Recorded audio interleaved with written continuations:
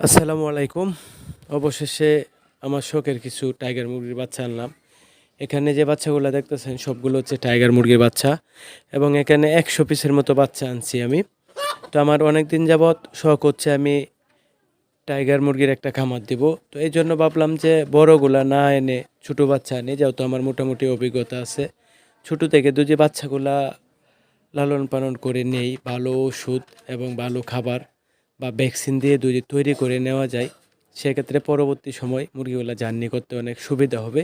এই জন্য আমি 100 টাইগার মুরগির বাচ্চা নিয়ে আসলাম। তো এখানে যে 100 টাইগার মুরগির বাচ্চা দেখতেছেন, এখানে হচ্ছে 100 বাচ্চা 5,000 টাকা নিচে 50 টাকা পিস করে।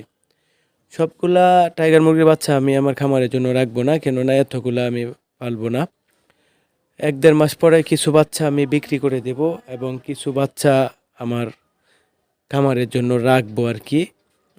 যেমন আপনার কিছু মুরগি আর কিছু মুরগ রাখবো, আর বাকিগুলা বিক্রি করে দেব।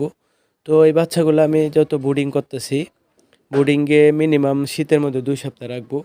2 সপ্তাহ রাখার পর বোর্ডিং থেকে বাচ্চাগুলা ছেড়ে দেব। তার মধ্যে যে ওষুধ বা ভ্যাকসিন খাবার দিতে হয় সবগুলাই সঠিকভাবে দেব, কেননা এখান থেকে কিছু টাইগার মুরগি আমার জন্য রাখবো এই জন্য।